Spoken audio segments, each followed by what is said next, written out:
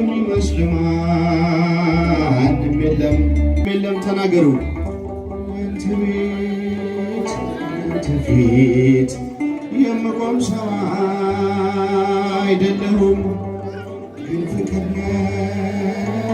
ለዘላለም የሚመስል ማንም የለም፣ ግን ፍቅር ለዘላለም የሚመስል ማንም የለም።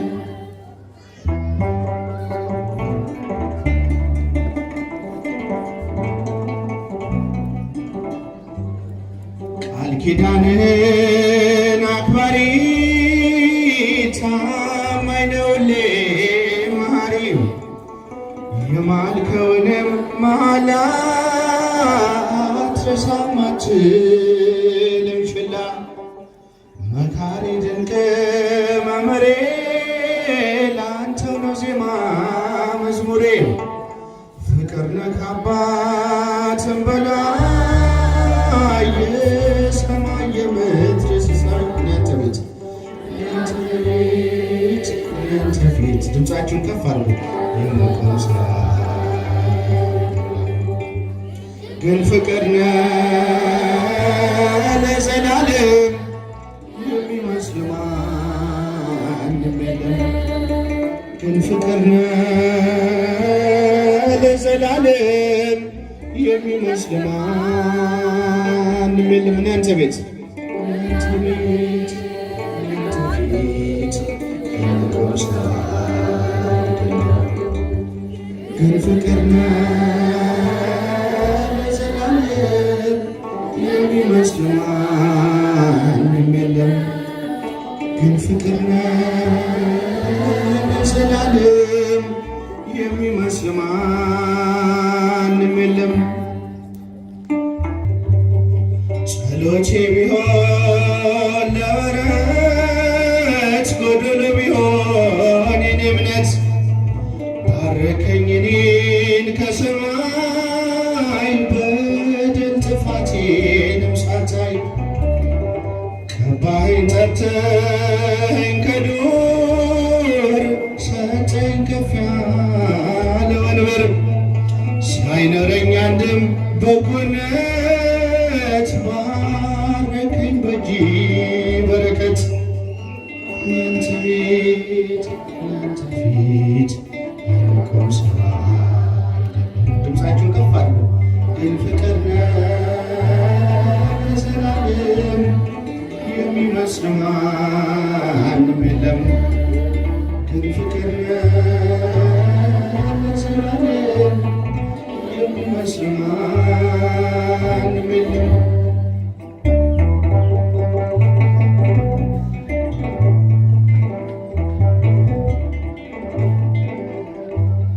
መሻቴን ብቻ ስላየ ደካማ ልጅን ጎበኛ። ብቃቴ መቼ ሆነና ያቆመኝ ላንተ ምስጋና።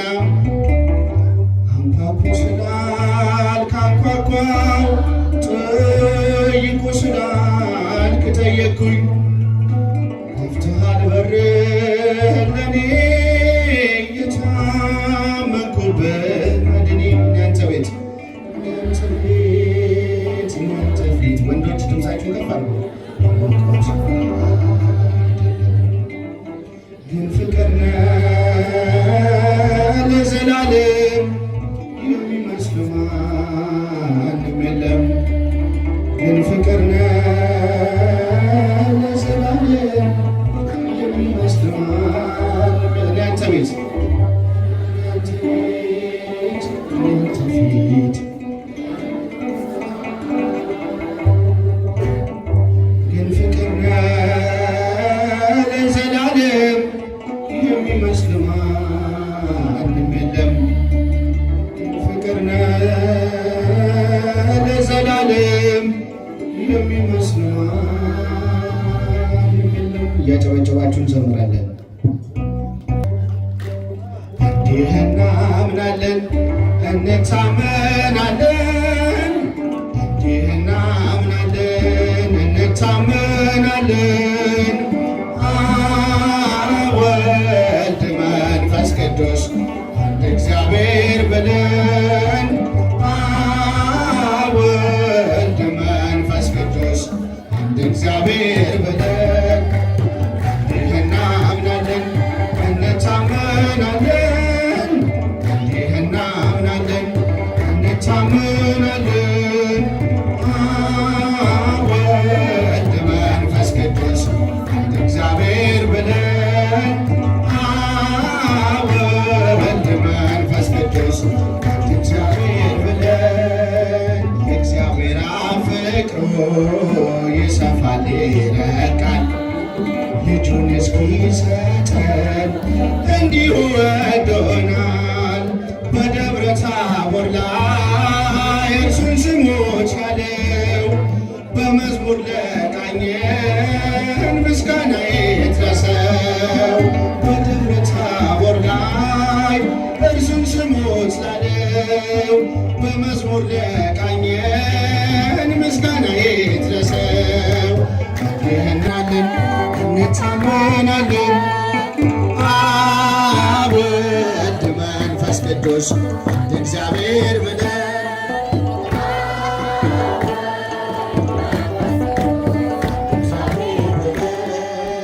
አብርሃም ይስሐቅን አባት እንደሆነው አይደለም ልደቱ በአማልክት የተወለደ ነው ከቶ አልተፈጠረም።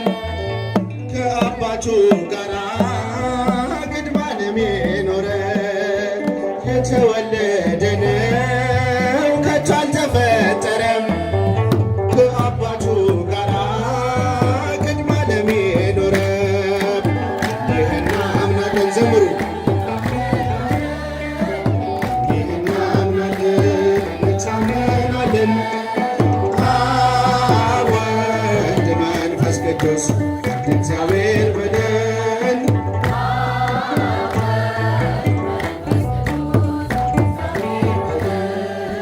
ያጽናናን የሚላክ ከአብ የሚመጣው በሃምሳኛው ዕለት ወደኛ የመጣው የራሱ የሆነ ፍጹም አካል ያለው ጰራቅሊጦስ ጌታ እግዚአብሔር አምላክ ነው። የራሱ የሆነ ፍጹም ጰራቅሊጦስ ጌታ እግዚአብሔር አምላክ ነው። ዘምሩ እንዲህ እናምናለን እንታመናለን። እንዲህ እናምናለን እንታመናለን። አብ ወልድ መንፈስ ቅዱስ አንድ እግዚአብሔር ብለን መንፈስ ቅዱስ አንድ እግዚአብሔር ብለን አብርሃም ይስሐቅን አባት እንደሆነው አይደለም ልደቱ በአማን ልዩ ነው። ወለደነው ከቶ አልተፈጠረም። ከአባቱ ጋራ ቅድመ ዓለም የኖረ የተወለደ ነው ከቶ አልተፈጠረም። ከአባቱ ጋራ ቅድመ ዓለም የኖረ እንዲህ እናምናለን እንታመናለን። እንዲህ እናምናለን እንታመናለን። አብ ወልድ መንፈስ ቅዱስ አንድ እግዚአብሔር ብለን አብ ወልድ መንፈስ ቅዱስ አንድ እግዚአብሔር ብለን እንዲህ እናምናለን እንዲህ እናምናለን እንታመናለን። እንዲህ እናምናለን እንታመናለን። አብ ወልድ መንፈስ ቅዱስ አንድ እግዚአብሔር ብለን ወልድ መንፈስ ቅዱስ አንድ እግዚአብሔር ብለን ዝማሬያችን በስመ አብ ወወልድ ወመንፈስ ቅዱስ አሐዱ አምላክ አሜን። እግዚአብሔርሰ ንጉሥ ውእቱ እምቅድመ ዓለም ወገብረ መድኃኒተ በማእከለ ምድር አንተ አጽናዕካ ለባሕረ ባሕልከ ወአንተ ሰበርከ ርእሰ ከይሲ በውስተ ማይ ወአንተ ቀጥቀጥከ አርእስቲሁ ለከይሲ ወወሀብኮሙ ሲሳዮሙ ለሕዝበ ኢትዮጵያ። አይንተ እግዚአብሔር ካህናት፣ ለአካነ ምስጢር ዲያቆናት፣ በዚህ ስፍራ ሕዝቡን በወንጌል የምታስተምሩ ወንጌላውያን እንደየማዕረጋችሁ አባቶች፣ እናቶች፣ ወንድሞች፣ እህቶች፣ ሕፃናት፣ ዘማሪያን በልዑል እግዚአብሔር ስም እንደምን አመሻችሁ? እንደምን አመሻችሁ? አሜን። ያያሉ የልዑል እግዚአብሔር ስሙ የተመሰገነ ይሁንልን። የእመቤታችን የቅድስት ድንግል ማርያም ምልጃዋ በረከቷ በሁላችን ላይ ይደር። የቅዱሳን የሰማዕታት የጻድቃን በረከት ረድኤት በሁላችን ላይ ይደር። በዛሬው ዕለት የምናስባቸው የጻድቁ አቡነ አረጋዊ በረከታቸው ረድኤታቸው በእኛ ላይ ይደር። በመጽሐፋችን ላይ እግዚአብሔርሰ ንጉሥ ውእቱ እምቅድመ ዓለም ወገብረ መድኃኒተ በማእከለ ምድር ተብሎ በቅዱስ ዳዊት ተነግሯል። ይህ ማለት እግዚአብሔር ከዓለም በፊት ንጉሥ ነው ማለት ነው። እግዚአብሔር ከዓለም በፊት ምንድን ነው? ንጉሥ ነው። ይሄም ብሎ መጽሐፉ ይለፍ እንጂ ምን ማለት ነው ያላችሁ እንደሆነ እግዚአብሔር ከዓለም በፊት ንጉሥ ነው። ዓለምን በሚመግብበትም ሰዓት ንጉሥ ነው። ዓለምን ካሳለፈም በኋላ ሰማይንና ምድርን ጠቅልሎ ስለሚያሳልፍ ሰማይንንም ምድርንም ካሳለፈም በኋላ እርሱ ምንድን ነው? ንጉሥ ነው። ባለበት የሚኖር እግዚአብሔር ብቻ ነው። ስለዚህ ቅዱስ ዳዊት ምን አለ? እግዚአብሔር ከዓለም በፊት ንጉሥ ነው፣ ዓለምን በሚያስተዳድርበትም ዘመን ንጉሥ ነው። ዓለምን ካሳለፈም በኋላ እርሱ እግዚአብሔር ንጉሥ ነው። መድኃኒትን በምድር መካከል አደረገ አለ። መድኃኒትን በምድር መካከል አደረገ ካለ በኋላ የእባብን ራስ በውሆች መካከል ሰበረ፣ ጥርሱንም አረገፈው። ይህን ሁሉ ከተናገረ በኋላ ምን ይላል? እግዚአብሔር ለኢትዮጵያውያን ምግባቸውን ሰጣቸው ይላል። ለኢትዮጵያውያን ምናቸው? ምግባቸውን ሰጣቸው ይላል። አሁን አላውቅም።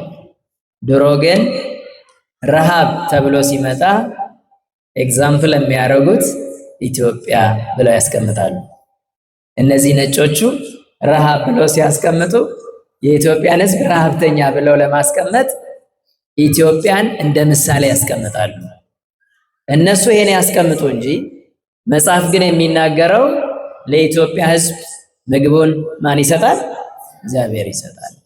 ዋናው ጥያቄ ግን የኢትዮጵያ ሕዝብ ምግብ ምንድን ነው የሚል ነው። ምንድን ነው የኢትዮጵያ ሕዝብ?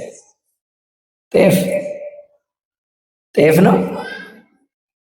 በጣም ብዙ ጤፍ ስላላችሁ ጤፍ ብላችሁ እንዳታስቡ። አሁን እንደውም ጤፍ ውድ ነው።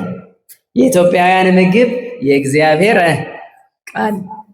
ወንድሞቼና አባቶቼ በየሳምንቱ መታችሁ ባታስቀድሱ፣ በየቀኑ ወንጌል ባትሰሙ፣ ስትታመሙ ጸበል ባትጠመቁ፣ ሲጨንቃችሁ የንስሐ አባቶቻችሁን ባታማክሩ፣ ግራ ሲገባችሁ ወደ ቤተክርስቲያን ባትመጡ፣ በእብድ ቁጥር ከዓለም አንደኛ እንወጣ ነበር።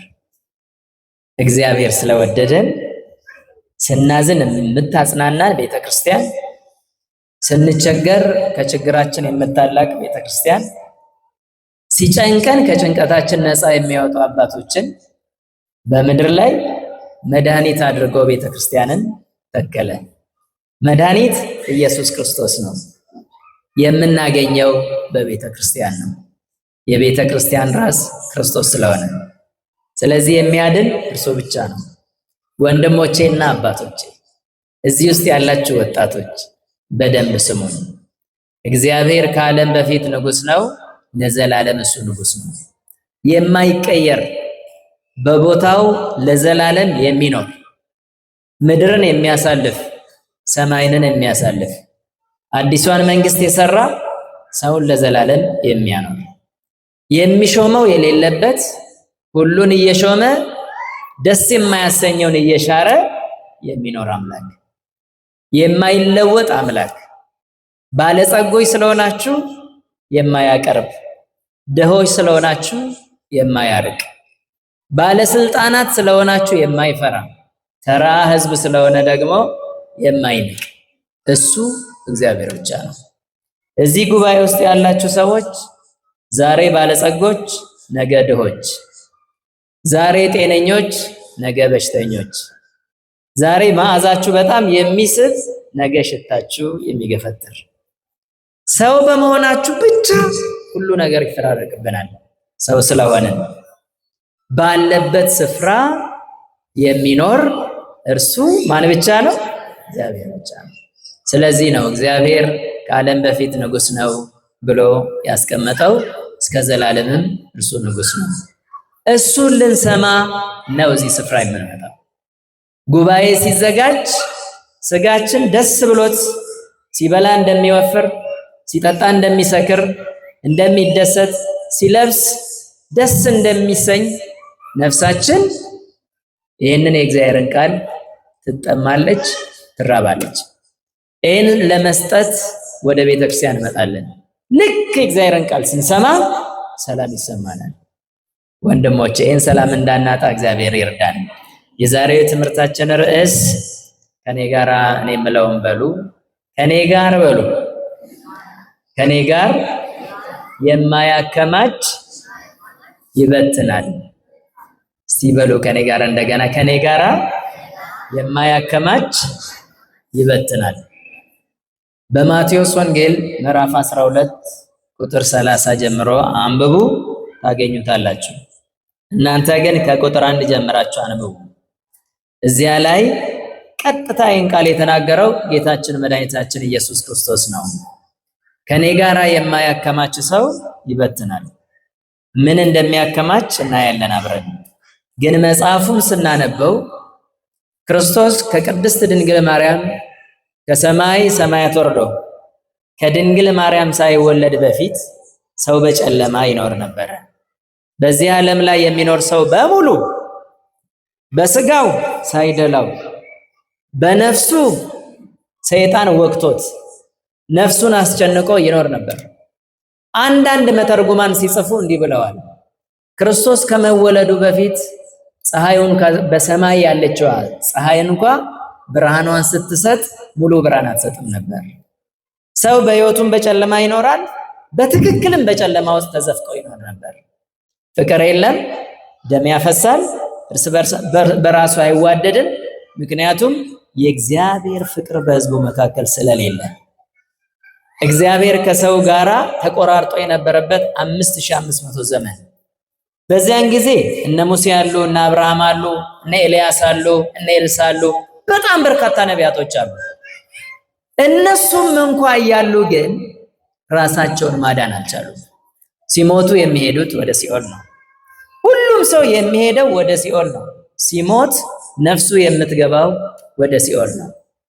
ስለዚህ ሲኦል ሲገቡ የእግዚአብሔር ጥበቃ በሲኦል ውስጥ እነሱን ይጠብቅ ነበር እንጂ ወደ ገነት የሚገባ አንድም ሰው አልነበረም። ስለዚህ ክርስቶስ መምጣቱ በጣም አስፈላጊ ነበር። ታዲያ እሱ ከመምጣቱ በፊት በሙሉ ሰው በጭንቅ ተሞልቶ ስለነበረ ብዙ ሰው ያለቅስ ነበረ። በነፍስ በሽተኛ ነው፣ በስጋም በሽተኛ ነው። ይሄውላችሁ ወጣቶች ስለ መጻጉዕ ባለፈው ተምረናል። መጻጉዕ የታመመው ስንት ዓመት ነው? 38 ዓመት ማለት ምን ማለት መሰላችሁ? በሌላ ቋንቋ ኢየሱስ ክርስቶስ ሳይወለድ በሽተኛ ነበር ማለት ነው። ክርስቶስ ከድንግል ማርያም ሳይወለድ በሽተኛ ሆኖ በዚያች ከተማ ይተኛ የነበረ ሰው። እንግዲህ አስቡ፣ በዚያች ከተማ እንደናንተ በጣም ብዙ ሰው አለ። መጻጉዕን የማያውቅ ሰው የለም። መጻጉዕ የተኛበትን ስፍራ ስታዩ ምናልባት እስራኤል የሄዳችሁ ሰዎች በር ላይ ነው እንደዚህ የተኛው። ሰው ሁሉ በሚመላለስበት 5ኛ መተኛ አለች፣ እዛ ላይ የተኛው ይታያል ማለት ነው። ሰው በሙሉ እሱን ያያል። እሱ እዛ ተኝቶ የተወለዱ ልጆች ነበሩ። አድገው 10 ዓመት እስኪሞላቸው ድረስ እሱ እዛው ተኝቷል። የተወለዱ ልጆች አድገው 15 ዓመት እስኪሞሉ ድረስ መጻጉዕ እዛው ተኝቷል። የተወለዱ ልጆች 20 ዓመት እስኪሞሉ ድረስ እዚያው ተኝቷል። 25 ዓመት እስኪሞሉ ድረስ እዚያው ተኝቷል። 30 ዓመትም እስኪሞሉ ድረስ እሱ እዛው ተኝቷል። ምን ያህል ህዝቡ ጨካኝ እንደሆነ እዩ። የዚያች ከተማ ድፍን ህዝብ መጻጉዕን ያውቀዋል። ግን አንድም ሰው በአንድ ዓመት እንኳ እባካችሁ እስከ ዛሬ እኛ በዚህ ጠበል እየተጠመቅን ነው፣ ዘመዶቻችን እየዳኑ ናቸው፣ 30 ዓመት ሞልቶናል፣ ስለዚህ እስቲ የዘንድሮን ዓመት ተባብረን መጻጉዕን ወደዚህ እንወርውረው ያለ አንድ ሰው የለም። ከዚህ በላይ ጭካኔ ያለ? እየሰማችሁኝ ነው? ከዚህ በላይ ከእውነት ለመናገር ጭካኔ የለም። እንዲህ አድርጎ የተሰቃየ ሰው ነው መጻጉዕ ማለት። ከሱ የባሱ ደግሞ ሴቶች ሲወልዱ ድቡልቡል ልጅ ይወልዳሉ። አይን የሌለው እጅ የሌለው እግር የሌለው በጣም በስቃይ የተወጉ ህፃናት አሉ እዚያ ቦታ ላይ፣ የሚያድናቸው የለም። ባለ መድኃኒቶች ግን እዚያቸው ከተማ ነበሩ።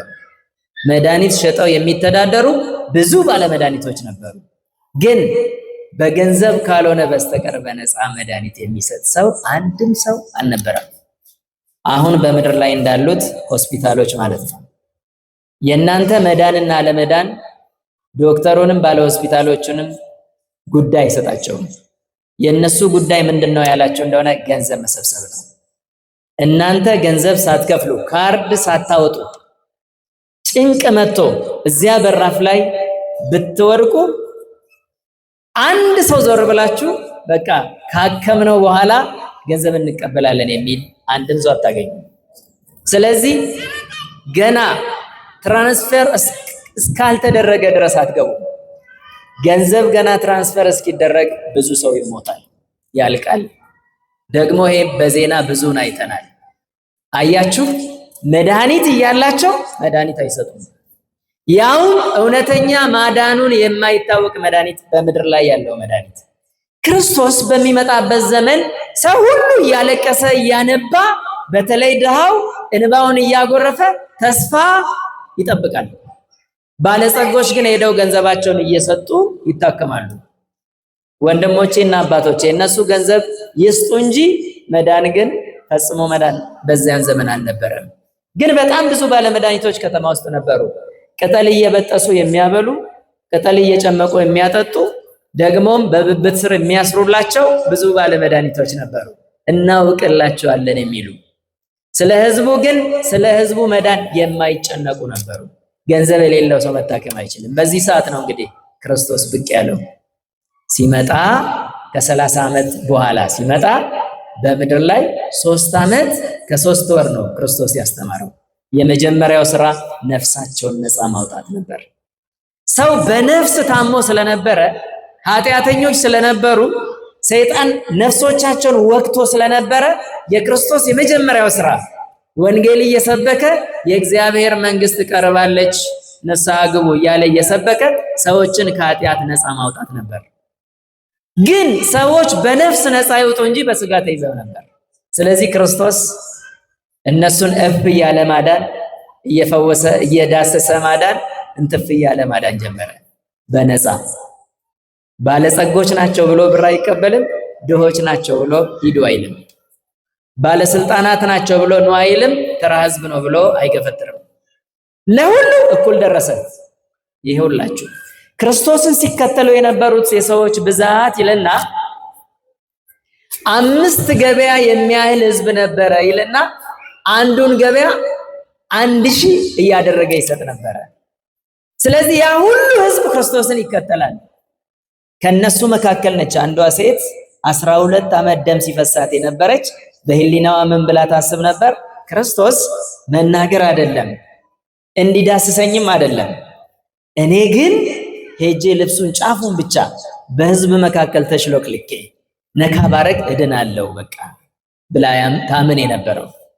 ያን ጊዜ ነው እንግዲህ ገና ሳያያት ከኋላ ስትነካ አንድ ኃይል ከኔ ወጥቷል፣ ማን የነካኝ ብሎ የጠየቀው። ሐዋርያት ሳቁና ይሄ ሁሉ ህዝብ ካንተ ጋር እየተጋፋ እንዴት ማነካኝ ትላለህ? የሞኝ ጥያቄ ይመስላል ነገሩ። እንዴት ማነካኝ ትላለህ? ይሄ ሁሉ ሰው እየገፋ እየተጋፋ የለም አለ። አንድ ኃይል ከኔ ወጥቷል አለ። ምን ኃይል ከተባለ የሚፈውስ የማን ኃይል? የእግዚአብሔር ኃይል። ወንድሞቼ ያ ኃይል ከሱ ሲወጣ ደሟ ቀጥ አለ ነው። ከዚያ ዞር ብሎ አያትና እምነትሽ አድኖሻል አላት። ከዚያ በፊት እንዲህ አድርጎ ያዳነ አንድም ሰው በምድር ላይ አልነበረም። ስለዚህ ህዝቡ በሙሉ አሁን ደስ አለው። ለምን? በነፃ የሚያድን አካል መጣ። ገንዘብ የማይቀበል ዘር የማይቆጥር አንድ አካል የሚያድን ክርስቶስ የሚባል ኢየሱስ ክርስቶስ መጣ። ከተማቸው ውስጥ ሲገባ ደስ አለው ህዝቡ ሁሉ እልል አሉ። እሱ በሚሄድበት መስመር በሙሉ እየሄዱ ከሱ ጋራ ትምህርቱን እየሰሙ እሱ የሚያበረክተውን እንጀራ እየበሉ እንደገና የሚሰጠውን ፈውስ እየተቀበሉ መዳን ጀመሩ። ያን ጊዜ ህዝቡ ሁሉ ደስ ሲለው ባለመድኃኒቶች ከፋቸው ይላል። እነማን ከፋቸው? ባለመድኃኒቶች። መድኃኒትን የሚሸጡ ጸሐፍትና ፈሪሳውያን እየተበተቡ ሰውን ያሰሩ፣ ያን ጊዜ ስለ ስልጣናቸው የሚቆጫቸው ሰዎች በጣም አዘኑ፣ ተከፉ። ምክንያቱም ገቢያቸው ስለቀነሰ እነሱ በገንዘብ ለማዳን አሰፍስፈዋል፣ በነፃ የሚያድን ክርስቶስ መጣ። ስለዚህ ህዝቡ ሁሉ ደስ አለው። ወንድሞቼና አባቶቼ በዚህ ዓለም ላይ ያሉ ፖለቲከኞች እንደዚህ ናቸው። የድሃው ደም ይፈሳል፣ እነሱ ስልጣናቸው እስካልተነካ ድረስ ጥቂት እንኳን አይቆጫቸው። ሰው በረሃብ ይቃጠላል፣ እነሱ ሆዳቸው እስካልጎደለ ድረስ ጥቂት እንኳን ለህዝቡ አያዝኑ። ለምን ያላቸው እንደሆነ ስለ ራሳቸው ብቻ የሚያስቡ ናቸው። ክርስቶስ ሲመጣ ስለ ራሱ ሳይሆን ስለ ሌላው የሚያስብ ሆነ። ሲያያቸው እንዳውም ህዝቡ ርቦታል፣ እንጀራ ስጧቸው፣ ህዝቡ ርቦታል አብሏቸው እያለ ያዝንላቸው ነበር ነው የሚለው። እግዚአብሔር እንዲያዝንልን ቅዱስ ፈቃድ ይሁንልን። እግዚአብሔር ሲያዝን ነው ነፃ የሚያወጣ። ሰው ቢያዝንላችሁ ከንፈር ብቻ ነው የሚመጥላችሁ። እሱ የላዩን ብቻ። የታመሙትን ሰዎች ሊጠይቁ የሚሄዱ ሰዎች ወደ ቤት ከገቡ በኋላ ቤተሰቡን ያጽናናሉ። አይዞ ይድናል ይላሉ። ሲወጡ ግን አንዱን ቁም ነገረኛ ሰው ከቤተሰብ መሃል ይጠሩና ወዳጄ አይኑ ስታይ ነጭ እየሆነ ነው፣ ስለዚህ መቼስ ሞት አይቀርም ይላል። ሊጠይቅ ሄደ ሰው ነው እንደዛ የሚለው። ስለዚህ ለማንኛውም ቤቱን ጠረቅ አድርጉ፣ እቃውንም ከመንገድ ላይ አነሳሱ፣ የሚሆነው ነገር አይታወቅም ይላል። በዚህ ይድናል ይላል፣ በዚያ በኩል ደግሞ ተስፋ ቁረጡ ይላል። የሰው ሐሳብ እንደዛ ነው። እግዚአብሔር እንደሱ አይደለም። ወንድሞቼ፣ አባቶቼ፣ እህቶቼ፣ እናቶቼ እግዚአብሔር ባይኖርልን ኖሮ እኛ ምን እንደምንሆን እስቲ አስቡ። እግዚአብሔር ባያጽናናን ኖሮ እኛ ምን እንደምንሆን አስቡ። እንኳንም የእግዚአብሔር ልጆች ሆነን ወንድሞቼና አባቶቼ በነፃ የምንድንበት የምንጽናናበት እግዚአብሔር ብቻ ነው። ጸበል ስፍራ ሂዱና እስቲ በተለይ ኦርቶዶክሳውያን ሂዱ ወደ ጸበል ስፍራ። የሚላስ ዳቦ የሚቀመስ የሌላቸው ሰዎች ሞልተዋል ጸበል ስፍራ ላይ። ምንም አይነት ነገር የሌላቸው ካርድ የማያወጡበት ቦታ እዛ ቦታ ነው። ኦክሲጂን የማይሸጥበት ቦታ ጸበል ስፍራ ነው። ለምንም ነገር ምንም የማይከፈልበት ቦታ የጸበል ስፍራ ነው። በእግዚአብሔር ስም ሄደው ይጠመቃሉ፣ ይድናሉ። ይሄ ነፃ መዳን የተሰጠው ከኢየሱስ ክርስቶስ ነው። ክብር ምስጋና ለእርሱ ይሁን። ታዲያ በዚያን ዘመን ክርስቶስ ሲመጣ ሰው በሙሉ ይከተለው ጀመረ። መጽሐፉ እንደው የሚናገረው ምንድነው የሚለው? የተከተሉትን ሁሉ አዳናቸው ይላል። ከኔ ጋር በሉስ፣ የተከተሉትን ሁሉ አዳናቸው። ይሄ በመጽሐፍ ቅዱስ ብቻ ነው የተጻፈው። የትም ስፍራ ላይ የተከተለውን ሁሉ የሚያድን ዶክተር የለም። የትም ስፍራ ላይ የተከተሉትን ሁሉ የሚያድን ሐኪም የለም። ምናልባት አይናችሁ ከታመመ በአይን ስፔሻል የሆነ ሰው ነው ሊያክም የሚችለው። አይምሯችሁ ከሆነ በአይምሮ ላይ ስፔሻሊስት የሆነ ሐኪም ብቻ ነው ሊያክም የሚችለው። ስለ እግር ተምሮ አይምሮን ማከም አይችልም። ስለ ሆድ ተምሮ ልብን ማከም አይችልም። ሁሉም የራሱን ጥቂት ብቻ።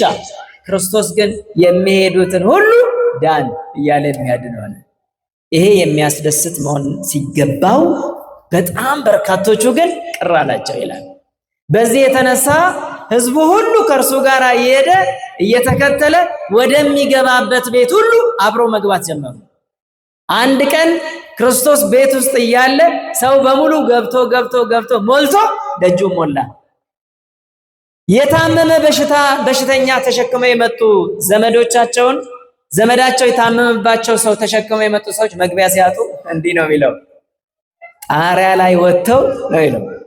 የሰውን ቤት ጣሪያ ነድለው ቆርቆሮውን አንስተው በጣሪያው በኩል ወደ ታች ክርስቶስ ወደ ተቀመጠበት አወረዱ ይላል። ምን ይላል መሰላችሁ መጽሐፍ? የቤተሰቦችን እምነት አየና ኃጢአትህ ተሰርዮልሃል አለው ይላል። ስጋ እኮ አይደለም፣ ስጋማ ሌላ ተራ ነገር ነው። ለስጋ መዳን ሄደው የነፍስን ቁስል ከስጋቸው ጋር አድነው ተመለሱ ይላል። ወንድሞቼ፣ አባቶቼ፣ ሰው ተጨንቆ የነበረበት ዘመን ስለነበረ ክርስቶስ በነፃ ሲያድናቸው ደስ አላቸው።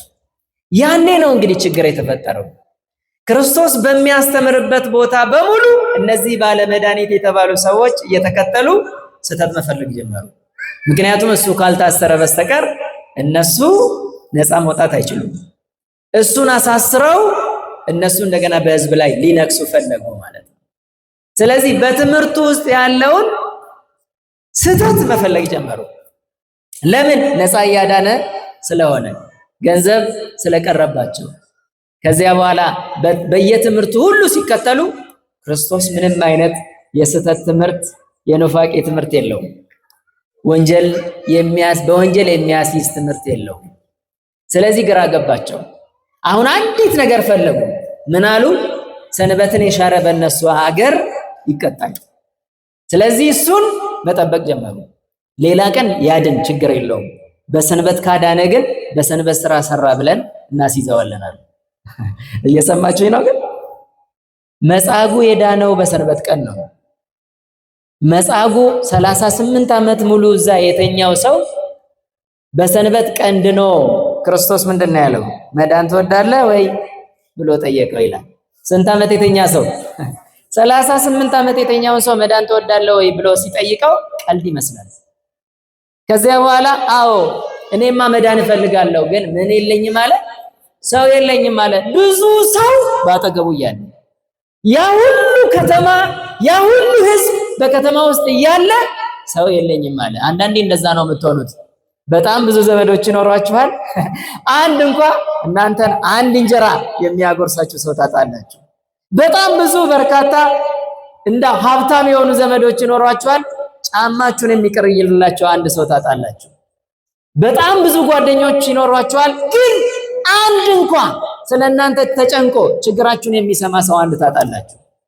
በጣም ብዙ ሰው አካባቢያችሁ አለ። አንድ ምስጢር የሚጋራችሁ ሰው ታጣላችሁ። ስለዚህ በዚህ የተነሳ ብዙ ሰው መርዝ ጠጥቶ ይሞታል፣ ራሱን ሰቅሎ ራሱን ይገላል። ምንድነው ሲባል ሰለቸኝ ይላል። ሰው እኮ አብሮ አለ፣ የሚያድነው ሰው የለም። መጻጉዕ የሆነው ያን ጊዜ እንደዛ ነው። አሁንም ያላችሁ አሁንም በምድር ላይ ያለን ሰዎች ብዙዎቻችን እንደዚያ ነን። በጣም ብዙ በርካታ ዘመዶቻችን እያሉ ዘመዶቻቸው ሌሊቱን ሙሉ ውስኪ ይራጫሉ፣ እነሱ የሚጠጡት አይኖራቸው። ዘመዶቻቸው ሌሊቱን ሙሉ ሲሰክሩ ያድራሉ፣ እነሱ ግን የሚበሉት ፍርፋሪ እንጀራ እንኳን አያገኙም። አንዳንድ ጊዜ በምድር ላይ ያሉ ሰዎች እንደዛ ናቸው። አሁንም የምናየው ወንድሞቼ፣ አባቶቼ እንደዚያ ነው። ስለዚህ ክርስቶስ በዚያ ዘመን ነው እንግዲህ ብቅ ያለው። ሰው የለኝም ያለውን ሰው እንዲህ ቀና ብሎ ሲያይ ተኝቶ መጽሐፍ የሚናገረው ክርስቶስን እንዲህ ብሎ ሲያየው ወጣት ነው። ስለዚህ ምን ብሎ በውስጥ አሰበ? ይሄ ሰውዬ ገና ወጣት ነው፣ በአንድ እጅ ወስዶ ይጨምረናል ወደ ጸበሉ ብሎ አሰበ። አሁንም ደግሞ ሌላ አሰበ። በጣም ብዙ ሰው ስለሚከተለው ስለሚወደው ሰው አንድ ሁለት ወጣት ያዝልኝና እባክህ አድነኝ ስለው ወጣቶችን ያዝልኛል፣ ጨምሩ ሲባል ወጣቶቹ ይጨምሩኛል ብሎ አሰበ። በፍጹም ተነስ የሚባለውን ነገር አያስብም። ጨለማ ይሆናል አንዳንዴ።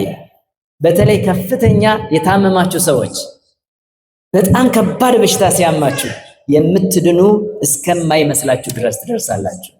እግዚአብሔር ሲያነሳችሁ ነው የሚገርመው። እኔ እንዴት ልድን ቻልኩ የምትሉት። የእናንተም ባይሆን ጓደኞቻችሁን ስታዩ አልቆላቸዋል ከተባለ በኋላ እግዚአብሔር ያነሳቸዋል። አሁን በጣም ከባዱ በሽታ ተብሎ የሚነገረው አሁን ካንሰር ነው። በጣም ብዙ ሰው ጸበል ጠጥቶ ይድናል። ጸበል ጠጥቶ ይድናል። በጣም ከባድ በሽታ የነበረው አንዱ HIV ኤድስ ነው። በጣም ብዙ ሰዎች ደግሞ ከኤችአይቪ ኤድስ በኦርቶዶክስ ተዋሕዶ ቤተክርስቲያን ጸበል ጠጥተው ድነዋል። ሄደው ሲመረመሩ ነፃ ነሽ ይባላሉ። ይሄ የክርስቶስ ማዳን ይሄ ነው ወንድሞቼ እና አባቶቼ። ከዚያ በኋላ እውነት አይመስልም። ለምን? የእግዚአብሔር የማዳኑ ስርዓት በአይምሮ ስናይ እውነት ስለማይመስል፣ ምክንያቱም ህልም ነው የሚመስለን። እንዴት ልድን ቻልኩ ስትሉ የእግዚአብሔር ስራ ሁል ጊዜ ህልም ነው የሚመስላቸው። የሰው ስራ ነው ተራ እንጂ የእግዚአብሔር አሰራር በጣም ድንቅ ነው። ለምን ያላችሁ እንደሆነ ሰማይን እየከፈተ አባቶቻችንን መና የመገበ ነው። ምንም ዓመት ላይ ብትሆኑ ከሰማይ እንጀራ እንደ ዝናብ ዘንቦ አያውቅም። እግዚአብሔር ከሰማይ እንጀራን እንደ ዝናብ ያዘነበበት ነው አምላካችን። ከዓለት ላይ ውሃን እያፈለቀ ያጠጣ አምላክ ነው። ስለዚህ የእሱ ስራ ሁሌም ድንቅ ነው። በቅዱሳኑ ላይ አድሮ የሚሰራው ስራ በራሱም የሚሰራ ድንቅ ነው። ስለዚህ አየውና በል ሰው የለኝም ትላለህ፣ መዳን ትፈልጋለህ? አዎ ሰው የለኝም ሲል አልጋህን ተሸክመ ሂድ አለው ይላል። ምን አይነት ከባድ ዜና እንደሆነ እዩ። 38 ዓመት ተጣብቆ የነበረ ሰው እንኳን አልጋ ለመሸከም በራሱ በሁለት እግር መሄድ በጣም ከባድ ነው። 1 ዓመት ሆስፒታል የተኛ ሰው ከዚያ ተነስቶ ሂድ ብትሉት ችሎ አይሄድም። ገና አቅፋችሁ ደግፋችሁ መከራውን እያየ ነው ወደ ህይወት የሚመለሰው። ክርስቶስ ግን የማዳኑን ስራ ሲያድን በነፃ ተነስ አልጋን ተሸክመ ሂድ አሉት ይላል አለው ይላል። ያን ጊዜ በአንድ እጁ ነው አልጋውን ተሸክሞ መሮጥ የጀመረው። ህዝቡ አየው፣ እነዚያ ባለመድኃኒቶች አዩት። ቀኑ ሰንበት ስለሆነ ምን አሉ? አንተ አሉት፣ ማን ነው አልጋን ተሸክመ ሂድ ያለ አሉት። ማን ነው ያዳነ አላሉት። እየሰማችሁኝ ነው? መሆን የነበረበት ማን ነው ያዳነ? እንኳን ደስ አለ 38 ዓመት ተኝቶ የነበርክ ሰው ዳንክልን፣ እንኳን ደስ አለ ማለት ነበረበት ህዝቡ። እንደሱ አላሉ። ማን ነው ለመሆኑ በሰንበት አልጋን ተሸክመ ሂድ ያለ? እንዴት አልጋ ተሸክመ ትሄዳለህ አሉት ይላል። ድንቅ በጣም የሚገርም ነው። ሰውየው ምን ይላል መጽሐፉን ስታነቡት? ማን እንዳዳነው ያ ሰው ማን እንዳዳነው አላወቀም ነበር ይላል። እየሰማችሁኝ ነው? ማን እንዳዳነው አላወቀም። ሰው የለኝም ሲል የነበረ ያዳነውን አላወቀም። በጣም በርካቶቻችን የኛ ታሪክ እንደዛ ነው። ዋጋ ከፍለው ያስተማሩንን ቤተሰቦቻችንን ዛሬ አናቃቸውም። አንድ ወቅት ላይ ጫማ የቀየሩላችሁን ሰዎች በእርግጫ መታችሁ ወጣችሁ ይሆናል። አንድ ወቅት ላይ ያጎረሷችሁን ሰዎች ዛሬ ሲራቡ ዞር ብላችሁ አታዩ ይሆናል። ወንድሞቼ እና አባቶቼ በጣም ተጠንቀቁ። ያሳደጓችሁን እናቶቻችሁን እና አባቶቻችሁን ልብስ ገዝተው ያለበሷችሁን ቤተሰቦቻችሁን ዛሬ ሲያልፍላችሁ በረከት ከፈለጋችሁ እነሱን እርዱ። ይሄ ካልሆነ እመኑ የእግዚአብሔርን በረከት አታገኙ። ምክንያቱም እንዴትስ ልታገኙ ትችላላችሁ? እንዴትስ ሊገኝ ይችላል? ይሄ ሰው የለኝም ብሎ ሰው አጥቶ ሰው የሆነለትን ሰው አላወቀም ይላል መጽሐፍ። በዚህ ምድር የሚነገረው የሚሰራው ነው። ስለዚህ ይሄ ድንቅ ንግግር ነው። ሰው የለኝም ያለ ሰው ያዳነውን ሰው አላውቀውም ያዳነኝን ግን አለ። እሱ ግን ያ ያዳነኝ ሰው አልጋን ተሸክመ ሂድ አለኝ። ስለዚህ አልጋን ተሸክመ ሄድኩ አለ። ቤተ መቅደስ ውስጥ እንደገና ሄዶ ሲያገኘው ክርስቶስ አንተ ሰው የባሰ እንዳይገጥምህ ዳግመኛ አትበድላለሁ ይላል። ይሄን ስላለው ያዳነኝ ይሄ ሰው ነው ብሎ ጠቆመው ይላል። በዕለተ ዓርብም በጥፌ መታው አንዱ እሱ ነው። ወንድሞቼ እና አባቶቼ በጎ ባገኘንበት ስፍራ ክፉ እንዳንሰራ እግዚአብሔር ይጠብቃል። የእግዚአብሔርን ውለታ እንዳንዘነጋ እግዚአብሔር ይርዳል። በሰንበት ቀን እሱን ለማስያዝ በሽተኛ ቤተ መቅደስ ውስጥ አስቀምጠው ጠበቁት። ከዚያ አንድ ዲዳ የሆነ መናገር የማይችል እጁም የሰለለ ሰው አስቀምጠው ክርስቶስን ጥያቄ ጠየቁት። እነዚህ ባለመድኃኒቶች የተባሉ ሰዎች ለመሆኑ አሉት በሰንበት መልካም መስራት በሰንበት ስራ መስራት ይቻላል ብለው ጠየቁት ይላል። አዎ ካለ ሊያሳስሩት፣ አይ ካለ ደግሞ ሌላ ነገር ሊያስቀምጡ። ስለዚህ እሱ የልባቸውን አወቀ ይላል። ክርስቶስ የሐሳባቸውን አወቀና እንዲህ አላቸው ይላል። ምናቸውን አውቆ? ሐሳባቸውን አውቆ። እግዚአብሔር ገና ሳንለምነው ልመናችንንና ፍላጎታችንን አውቆ ይሰጠናል ይላል መጽሐፋችን። ክርስቶስ እኛ ገና ከመናገራችን በፊት ሐሳባችንን ያነባል። ስለዚህ ወንድሞቼና አባቶቼ ሐሳባቸውን አወቀና አንድ ጥያቄ ጠይቃቸው። ከእናንተ መካከል በግ ያለው ሰው ቢኖር በጉ በሰንበት ቀን ጉድጓድ ቢወድቅበት የማያወጣው አለ ወይስ የለም ብሎ ጠየቀ። አሁን እናንተ ሀብላችሁ ቢወድቅ ኧረ ተው ተብላችሁ ስማርትፎኖቻችሁ ጉድጓድ ቢወድቅባችሁ እሑድ ቀን ትገባላችሁ አትገቡ? ዘላችሁ ነው አጥልቅ የምትሉት? ምን ጥያቄ ያለው? ሁሉም ዘሎ ነው እንጂ የሚገባው ምን ጥያቄ ያለው ለማውጣት? ከዛ ምን አሉት መሰላችሁ? እንዴ እንገባለን እንጂ አሉ። ከዛ እንዲህ አለ፣ እናንተ ለበግ ብላችሁ እንዲህ የምትገቡ ከሆነ የሰው ልጅ ከበግ ይበልጣል አለ። የሰው ልጅ ከምን ይበልጣል? ከበግ። ያኔ እኮ እንደዛ ነበር፣ ከበግ እንበልጥ ነበር። አይምሯችን ያኔ ከበግ ይበልጥ ነበር። አሁን ነው እንጂ ከበግ በታች ሆነ። ኦሮሞ፣ አማራ፣ ትግሬ፣ ቤንሻንጉል ጉሙዝ ምናምን እያለ ሰው እንደ እንስሳ ሆነ እንጂ ድሮ እኮ ከበጎች እንበልጥ ነበር። ክርስቶስ በነበረበት ዘመንማ ሰው ከበግ ይበልጣል። አሁን ከበግ ጋራ ብታወዳደሩት እውነት ነው የምላችሁ ከእንስሳት በታች ሆነዋል። ሰብእሰ እንዘ ክቡር ውእቱ እያእመረ፣ ሰው ክቡር ሆኖ ሳለ አላወቀም። ሕግ እንደሌላቸው ከብቶች፣ ሕግ እንደሌላቸው እንስሳት ሆነ። የትኛው ከብት ነው? የትኛው በሬ ነው በሬን እየወጋ እየቀደደ ደሙን የሚያፈስ? አንድ በግ አንድ ከብት ካረዳችሁ በታረደበት ስፍራ ላይ ሌሎች ከብቶች መጥተው የሚያወጡትን ድምፅ ብትሰሙ በጣም ያሳዝናል። እዚህ የከተማ ልጆች ስለሆናችሁ የት እንደሚታረድ አታውቁም። ቄራ ስለሚታረድ ደጅ ላይ የሚያርዱትን ሰዎች ብታዩ የከብቶቻቸው የጓደኞቻቸው ከብቶች ደሞቻቸው ሲፈስ ሌሎች ከብቶች መጥተው እዚያ ላይ ሲያጓሩ ስትሰሙ በጣም ያሳዝናል። የሰው ልጅ ግን እንደሱ አይደለም። ሞባይሎቻችሁ ላይ ዛሬ ስታዩ አላያችሁ? አርሲ 27 ሰው ታረደ ሲባል ድምፁ የሚሰቀጥጥ ግን እየሳቁ እያረዱ ይቀርጹ ነበረ። ከዚህ በላይ ከብትነት አለ ወንድሞቼ እና አባቶቼ? ዝቋላ ላይ የታረዱትን ሰዎች ስታዩ እነሱ እየሳቁ ይቀርጻሉ፣ ግን የሚታረዱ ሰው በሲቃ ይንገበገባሉ። እባክህ ለዛሬን ብቻ ተወኝ ስለ እግዚአብሔር ሲል እየሳቀ ከከከ እያለ ያርዳል። ከዚህ በላይ ሰው ከብት የሆነበት ዘመን የለም ወንድሞቼ እና አባቶቼ። እግዚአብሔር ወደ አእምሮ ይመልሰን። ክርስቶስ በዚያን ሰዓት እንዲህ ካለ በኋላ በሉ እንግዲህ አለ። ዲዳውንም ፈወሰው፣ ደንቆሮውንም እንዲሰማ አደረገው። እጁ የሰለለችውንም ደግሞ እጅህን ዘርጋለው፣ ዳነችለት ይላል። ከዚህ በኋላ ይከታተሉት ጀመረ። አሁን በዚህ ነገር ማሸነፍ ሲያቅታቸው ህዝቡ ውስጥ ወሬ ማውራት ጀመሩ። ምን ብለው?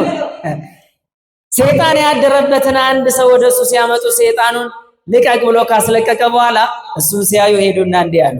ህዝቡ ምን አለ? ልክ ክርስቶስ ሰይጣንን ከህዝቡ ላይ ማስለቀቅ ሲጀምር ህዝቡ ተሰበሰበና ይሄ ሰው የዳዊት ልጅ ይሆነን አለ ይላል። የዳዊት ልጅ የእግዚአብሔር ልብ የተባለው ዳዊት የሱ ልጅ ይሆን እንዴ ብለው ማውራት ሲጀምሩ እነዚህ ባለመድኃኒቶች ገቡና የለም አለ። ይሄ ሰው ሰይጣንን በሰይጣን ያወጣል እንጂ በእግዚአብሔር ኃይል አያወጣም አሉ። አሁን ዛሬ ዓለም በእኛ ላይ እንደሚስቀው ታቦትን እያነሳ እንጨት ነው ጣዖት ነው እያለ እንደሚስቀው፣ ጸበል እያነሳ ውሃ ነው እንደሚለው፣ ወንድሞቼና አባቶቼ ይሄን ስትሰሙ እንዳታደንቁ። መስቀል እኮ እንጨት ነው የእግዚአብሔር ኃይል ስላደረበት እንጂ ካህናቱ ያዙት መስቀል እኮ እንጨት ነው። ማን ነው ወርቅ ያደረገው? ማን ነው አልማዝ ያደረገው? እኛ እየዳንበት ያለው እኮ ያ መስቀል እንጨት ነው። ማን ተሰቀለበት? ክርስቶስ ኃይል ሰጠው። አንድ ሽማግሌ ብቻ ናቸው ይሄን በገጠር የተናገሩት። እንዴ ታቦት እንጨት ነው አሉ። እኛ ድሮ መቼ ነው ወርቅ ነው ያልነው? መቼ ነው መዳብ ነው ያልነው? ነገር ግን እግዚአብሔር ኃይሉን በእንጨት ላይ ከገለጠ እኮ መስቀሉን እኮ እኛ እየሳምነው እየተባረክንበት እንድናለን። ስለዚህ እኛ እኮ ታዲያ ኃይሉ የእግዚአብሔር ነው፣ እንጨትማ እንጨት ነው አሉ። ዛሬም ይሄን ነው ዓለም የሚስቀው ማለት ነው። ይሄው የኦርቶዶክሳውያን አምላክ እዩ ይላል። በጣም ይገርማል። ክርስቶስን ያሉት ሰዎች ያኔ ግን ምንድነው ያሉት? ሰይጣን በሰይጣን ሰይጣንን ያወጣል ነው ያሉት። ታዲያ ክርስቶስን እንዲህ ካለ ዛሬ ያለነውንማ እንዴት ከዚህ በላይ አይልም? የፈጠራቸውን ክርስቶስን እኮ በሰይጣን ሰይጣንን ያወጣል ነው ያሉት። ክርስቶስ ግን እንዲህ አለ፣ እንግዲያውስ አለ እኔ በሰይጣን ሰይጣንን ማወጣ ከሆነ አለ የሰይጣን መንግስት እርስ በርሱ ተከፋፈለ ማለት ነው። ስለዚህ እርስ በርሷ የምትከፋፈል መንግስት ምን ትሆናለች? ትጠፋለች ማለት ነው። እንግዲያውስ አለ እኔ ሰይጣንን በሰይጣን የማወጣ ከሆነ ልጆቻችሁ ምስክር ይሆኑባቸዋል። እኔ ማለት ነው ከእናንተ መካከል 12 ልጆችን መርጬ ሐዋርያት አድርጌያቸዋለሁ። እነሱ በማን ስም ሰይጣንን ያወጣሉ ታዲያ? ስለዚህ ሐዋርያት በማን ስም ነው ሰይጣን የሚያወጡት? በል ተናገር። በማን ስም? በክርስቶስ ስም፣ በናዝሬቱ በኢየሱስ ክርስቶስ ስም ሰይጣንን ያወጣሉ። ከዚያ ምን አለ? ልጆቻችሁ በእኔ ስም የሚያወጡ ከሆነ እኔማ እንዴት በሰይጣን ስም ሰይጣንን አወጣለሁ? እነሱ ራሳቸው ምስክር ይሆኑባቸዋል። ግን አለ ከኔ ጋራ የማይሆን እኔን ይቃወመኛል፣ ከኔ ጋራ የማያከማች እርሱ ይበትናል አለ ይላል። ከኔ ጋራ የማያከማች በሉ ይበትናል። ከእግዚአብሔር ጋራ የማታከማችሁ ከሆነ ትበትናላችሁ። ምን ያላችሁ እንደሆነ ሕይወት ከእግዚአብሔር ጋራ የማትኖሩት ሕይወት ሁሌም ቢሆን ከሰይጣን ጋራ የምትኖሩት ይሆናል። ስለዚህ ሰላም አታገኙም። ወንድሞቼና አባቶቼ በምድር ላይ ተማሩም፣ ነግዱም፣ እረሱም፣ ምንም አድርጉ፣ ባለጸጋም ሆኑ፣ የተማራችሁም ሆኑ፣ ድሆችም ሆኑ፣ ግን ከእግዚአብሔር ከተለያችሁ ሕይወታችሁ ሁሌም ኪሳራ ውስጥ ነው። ገንዘብ ብትቆጥሩ ዋጋ አይኖረውም። ክርስቶስ አስተምሯል። ሰው ይሄንን ዓለም ቢገዛ ነፍሱን ግን ቢያጎድል ምን ይጠቅመዋል? ወንድሞቼ አስተውሉ። ከእግዚአብሔር ጋራ የማትሰበስቡት ሕይወት፣ ከእግዚአብሔር ጋራ የማትኖሩት ሕይወት ኑሮ አይባልም። ይሄ አሁን ወጣቶችን እዩና እነሱን ጠይቁ። የዚህ ዓለም ወጣቶች የሰይጣን ማህበርተኞች የሆኑትን ጠይቁ። ጸበል ስፍራ ይመጣሉ። እንዴት ነው የሰይጣን ማህበር አባል የሆንከው ስትሉት በጣም ብዙ ሺህ ብር ባንዴ ይገባላል ተባልኩ። ገብቶላል? አዎ ብሩማ ገብቶልኛል። እናስ ብሩ ከገባ በኋላ ግን ህይወቴ ተበላሸ ይላል። ምንድነው የሚታየኝ? የሚታየኝ ዘንዶ ነው፣ የሚታየኝ እባብ ነው፣ የሚታየኝ ደም ነው። መተኛት አልችልም፣ መደሰት አልችልም፣ የገባልኝን ገንዘብ መጠቀም አልቻልኩም ይላሉ። ወንድሞቼ ሰው በገንዘቡ ብዛት ህይወቱ አይለካም። በመጽሐፍም የተነገረው የሰው ህይወቱ በገንዘቡ ብዛት አይደለምና ተጠንቀቁ ነው የተባለው። ከእግዚአብሔር የተለያችሁ ቀን እንደሞታችሁ ቁጠሩ። ወንድሞቼ እዚህ ውስጥ ያላችሁ በደንብ አዳምጡ። በተለይ ወጣቶች በዚህ ዓለም ላይ የምትኖሩት በጣም ጥቂት ዘመን ነው። ወይ 60 ነው፣ ወይ 70 ነው፣ ወይ 80 ነው። እሷንም የምትኖሩት በጣም በጭንቅ ነው። የምትኖሩት በመከራ ነው። በተለይ 40 ዘመን የሞላችሁ ሰዎች ከዚህ በኋላ ሞት አፍንጫችሁ ስር ገብቷል፣ ብብታችሁ ስር ተኝቷል። ስለዚህ በምድር ላይ ከእግዚአብሔር ተለይታችሁ የምትኖሩት ኑሮ እመኑ ህይወታችሁን በጉስቁልና የሚመራ ነው። ስለዚህ አጭበርብራችሁ ለማግኘት የምትሮጡ ከሆነ ትበትናላችሁ። ከኔ ጋራ የማያከማች ምን ያደርጋል? ይበትናል አለ ክርስቶስ።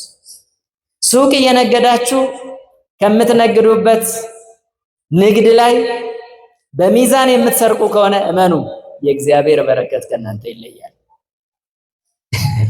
በጣም ብዙ ሞኝ ሰዎች ሲያከማችሁ ታገኛላችሁ። በከተማችሁ ውስጥ ሂዱና እዩ። ሰው ይራባል፣ መጋዘን ተዘግቶበት በጣም ብዙ እህል ተደብቆ ቁጭ ብሏል። ይሄን ገንዘብ ያከማቻሉ፣ ግን አይበሉም፣ ይበትናሉ። ከእግዚአብሔር ጋራ የማታከማቹት ገንዘብ ይበተናል። ከእግዚአብሔር ጋራ የማትኖሩት ሕይወት የተረገመ ሕይወት ይሆናል። ከእግዚአብሔር ጋር የማታሳድጉት ሕፃን የተረገመ ይሆናል። ምንም ጥያቄ የለውም። ከእግዚአብሔር ጋር የማትኖሩት ሕይወት፣ ከእግዚአብሔር ጋር የማትመሩት ቤተሰብ አይሆንም፣ ሲበላላ ይኖራል።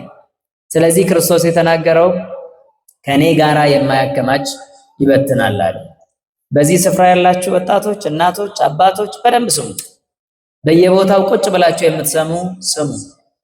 ያከማቻችሁት ነገር ከእግዚአብሔር ውጪ ከሆነ ትበትናላችሁ። ሕይወታችሁ ከእግዚአብሔር ውጪ ከሆነ ይበትናል። በዚህ ዓለም ላይ ያሉት ሰዎች ደግሞ ለማከማቸት ሰው ገለውም ቢሆን ያከማቻሉ። ገለውም ቢሆን አጥፍተውም ቢሆን ያከማቻሉ። ሂዱና እዩ በሐዋርያት ሥራ ምዕራፍ 16 ላይ የሐዋርያት ሥራ ምዕራፍ 16 ላይ ስለ አንዲት ምስኪን ሴት ታያላችሁ። ዛሬ ቅዱስ ጳውሎስ፣ ቅዱስ ጴጥሮስ አብረው ለማስተማር በሚሄዱበት ሰዓት አንዲት ሴት እየተከተለች እንዲህ ትላቸዋለች ሕዝቡን፣ እነ ጳውሎስ እነ ቅዱስ ጳውሎስ የሚነግሯችሁ ነገር የሕይወት መንገድ ነውና የእግዚአብሔርን መንገድ የሚያስተምሯችሁ ናቸውና ስሟቸው ትል ነበር ይላል። በየዕለቱ ይህን ስታደርግ ዞር አለና አንተ ርኩስ መንፈስ ከሷ ውጣ አለ ይላል። እሷ ያኔ በርኩስ መንፈስ ተሞልታ የጥንቆላ ስራ ትሰራ ነበር። ያንን የሚያስደርጉ ደግሞ እሷ በገረድነት የገዙ ቤተሰቦች ናቸው።